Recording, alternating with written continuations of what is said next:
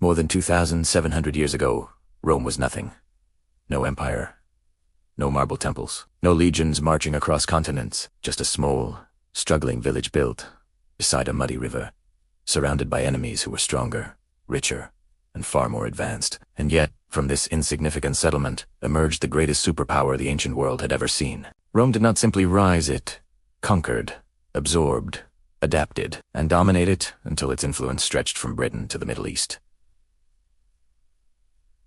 The question is not that Rome rose, but how. How did a village of farmers and shepherds outlast kingdoms, crush empires, and reshape the world forever? The answer is not a single battle or ruler, but a hidden processed one driven by ambition, discipline, fear, and an unrelenting will to survive. This is the story of how Rome rose from obscurity to power, and how the foundations of the modern world were quietly laid in blood, law, and stone. Before we continue, take a moment to support this journey. Our team puts an enormous amount of effort into researching and crafting documentaries like this. If you want us to keep bringing you deep, cinematic history stories, please subscribe to the channel and like this video. Our goal is to grow this channel, and your support genuinely motivates us to keep uncovering the past. Rome's story does not begin with emperors or grand monuments.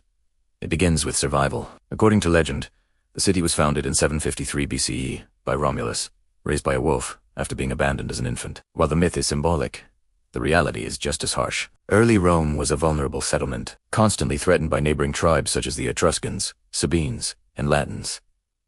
The land was poor, floods were common, and disease was a constant danger. But Rome had one advantage that would define its future: its location. Situated along the Tiber River, Rome controlled a vital crossing point for trade and movement. This strategic position would slowly transform a struggling village into a regional power. From the beginning, Rome was shaped by conflict. Survival depended on unity, discipline, and adaptability. Unlike many ancient societies that relied on kings or divine rulers, Rome developed a system that valued collective strength. Early Romans were farmers and warriors at the same time, defending their land while cultivating it. This balance between civilian life and military readiness became a core Roman trait. War was not an occasional event, it was a permanent condition. And through constant struggle, Rome began to harden. As Rome grew, it absorbed influences from the cultures around it. From the Etruscans, the Romans learned engineering, architecture, and urban planning. From the Greeks, they absorbed religion, philosophy, and art. But Rome did not simply copy these ideas, it reshaped them. Everything Rome touched became Roman.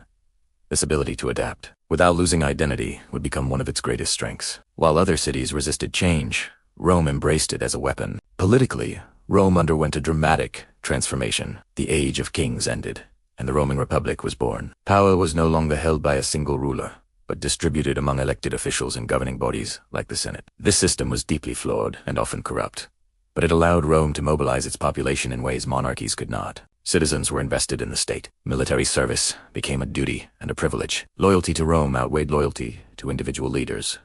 Expansion followed necessity. Rome fought not because it desired conquest, but because it could not afford weakness. Every victory brought new enemies, and every defeat threatened destruction. Through relentless warfare, Rome conquered neighboring territories, forming alliances with defeated enemies rather than annihilating them. This policy was revolutionary. Conquered peoples were often granted partial citizenship, protection, and a place within the Roman system. Rome did not just defeat its enemies, it absorbed them. But this expansion came at a cost. As Rome's territory grew, so did internal tensions. Wealth from conquest flooded the city, creating inequality. Small farmers lost land to elites.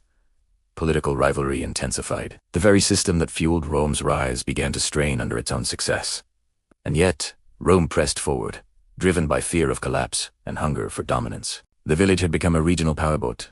It was still fragile. What happened next would determine whether Rome would collapse like countless cities before it, or ascend to something far greater. The choices made in the coming years would reshape not only Rome's destiny, but the future of Europe and the world itself. And that turning point, the moment Rome truly began its transformation into a superpower, is where the story continues. The cost of power. By the time Rome had secured its dominance over neighboring regions, something deep inside the Republic began to change. Victory brought land, wealth, and influence, but it also brought division. The same system that had once united Rome now started to strain under the weight of its own success. Power, once shared cautiously, was becoming concentrated in fewer hands. And history shows us again and again, this is where empires begin to test their limits. Rome's armies returned victorious, But the soldiers who fought those wars often came back to nothing. Their farms had been neglected or seized. Wealth flowed into Rome, but it did not flow evenly. Instead, it collected around the elite senators, generals, and landowners while ordinary citizens struggled to survive. The divide between rich and poor. As Rome expanded, vast estates known as latifundia replaced small family farms. These massive lands were worked by enslaved people, captured during Rome's endless wars. For the wealthy, this meant unimaginable profit. For the common Roman, it meant unemployment, hunger, and loss of dignity. Crowds began to fill the city of Rome, displaced farmers searching for food, work, and protection. The streets became louder. The anger became visible, and the Senate, once a symbol of unity, turned into a battleground of rival interests. Rome had conquered the world outside its walls, but inside those walls, a far more dangerous conflict was brewing. Reformers who challenged the system, some men saw the danger coming. The Gracchi brought us Tiberius, and Gaius believed Rome could still be saved. They pushed for land reforms, fair distribution of wealth, and rights for ordinary citizens. Their ideas were radical. Their intentions were dangerous too.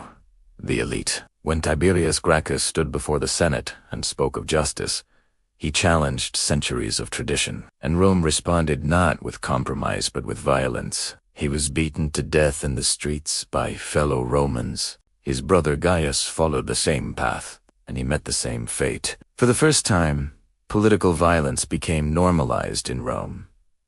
The Republic had crossed a line. Power was no longer debated, it was taken. Subscribe message, emotional natural pause at this point in history. Rome's story becomes darker, more complex, and more important than ever. If you're still watching, it means you value deep history, real struggles, and the truth behind civilizations. Our team puts immense effort into researching and presenting these stories with honesty and detail. Please subscribe, like this video, and help us grow this channel. Your support truly motivates us to continue. The rise of military strongmen as politics failed. The army became the true source of power. Generals no longer fought for the Republic.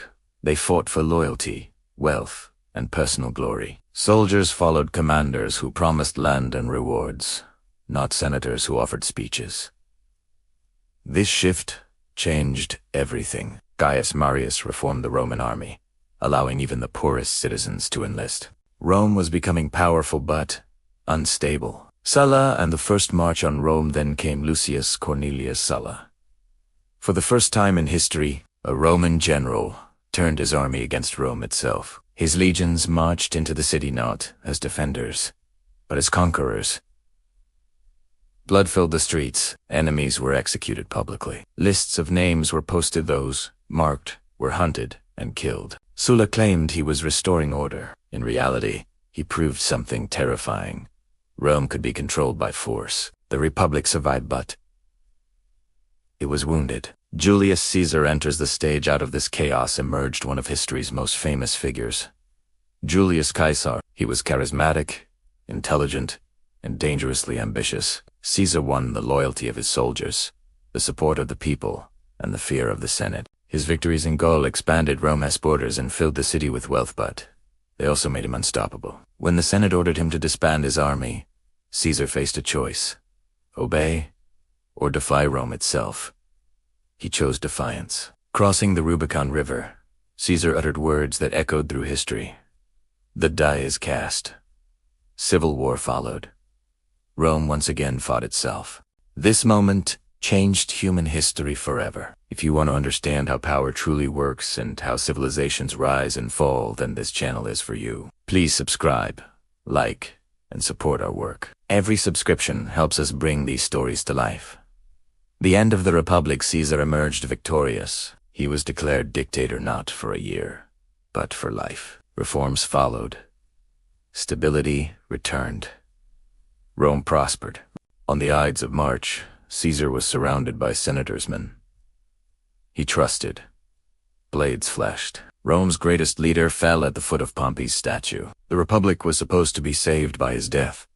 Instead, it collapsed completely. From chaos to empire, more civil wars followed.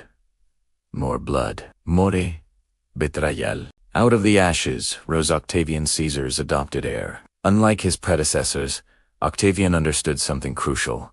Rome did not need another dictator. It needed the illusion of a republic. He took the name Augustus. The Senate still existed. Laws were still passed. But real power rested with one man. Rome had become an empire. Rome's true transformation. Under Augustus, Rome reached heights never imagined by the villagers who once lived along the Tiber. Roads connected continents. Laws shaped civilizations. Latin became the language of power. Roman ideas of governance, engineering, and culture spread across the known world. But this transformation came at a cost. Rome did not rise because it was perfect. Rome rose because it adapted, sometimes brilliantly, sometimes brutally. Its greatest strength was also its greatest weakness. An endless hunger for power. And that hunger shaped the world we live in today. Rome's rise was only the beginning. Its fall would be even more dramatic and far more devastating. We highlight viewer comments in our next video. Subscribe now, support our hard work, and stay with us as we uncover history's greatest truths one story at a time.